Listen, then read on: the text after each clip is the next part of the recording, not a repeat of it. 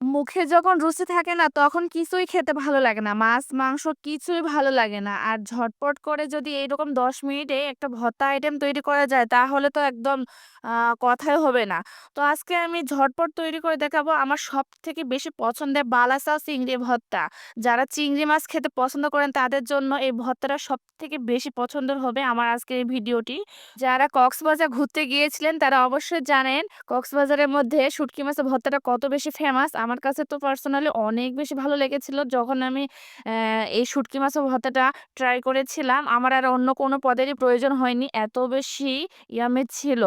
আর যারা শুঁটকি মাছ খেতে পছন্দ করেন না তারাও এই বালাসাও শুঁটকির ভর্তাটা করবেন। এত বেশি মানে মজার যে আসলে একবার ট্রাই না করে কখনোই বিশ্বাস করতে পারবেন না।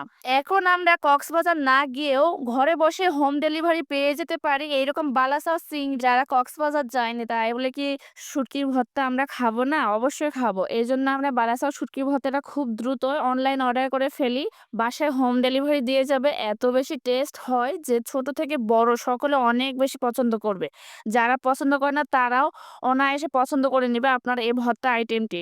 অবশ্যই একবার হলেও বাসায় এটা ট্রাই করার অনুরোধ রইলো। তো নরমালি আমি ১ম এ একটা মাটির প্লেট নিয়েছি। মাটির প্লেটে ভর্তা আইটেম অনেক বেশি মজা লাগে আমার কাছে। এইজন্য মাটির প্লেটের মধ্যে আমি এখানে আগে থেকে ভেজে রাখা শুকনো মরিচ নিয়েছি আমার পছন্দ মতো। আপনারা যে যেভাবে মরিচ খেতে পছন্দ করেন সেভাবে দিবেন। তারপর এখানে লবণ দিয়ে আমি এখানে কাঁচা রসুনের কোয়া দিয়েছি কিছুটা, দিয়ে খুব ভালোভাবে হাতের সাহায্যে থেতো করে নিয়েছি। বালাসা শুটকি ভর্তা তৈরি করতে অবশ্যই এখানে পেঁয়াজের পরিমাণটা একটু বেশি রাখবে। আর যারা পছন্দ করেন না কাঁচা পেঁয়াজের ঘ্রাণ তারা একটু সামান্য তেলে ভেজে নিতে পারেন। এতে কাঁচা পেঁয়াজের ঘ্রাণটা চলে যাবে। তো এখানে আমি সরাসরি কাঁচা পেঁয়াজটা এড করেছি। আমি মরিচের সঙ্গে রসুনের সঙ্গে কাঁচা পেঁয়াজটা খুব ভালোভাবে মিক্সড করে নিয়েছি।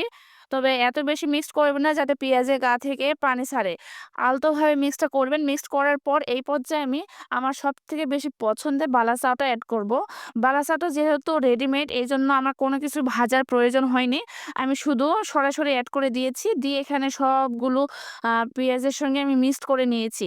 মিক্সড করার পর একদম শেষ পর্যায়ে এখানে আমি সর্ষের তেল দিয়েছি। ভর্তার জন্য সর্ষের তেলটা অবশ্যই বেশি প্রয়োজন। তারপর সবগুলো উপকরণ খুব ভালোভাবে হাতের সাহায্যে মিক্সড করব। আমার মতো কোন, কোন আপু ভাইয়ারা ভর্তা লাভার্স অবশ্যই কমেন্টে জানাবেন যাতে নেক্সট ভিডিওতে আমি আপনাদেরকে ধন্যবাদ জানাতে পারি। আমি যেদিন এই বালাসা ভর্তাটা বানাই সেদিন আমার আর অন্য কোনো পদের প্রয়োজন হয় না। এক পদে প্লেট খালি হয়ে যায়। এত বেশি টেস্ট হয়।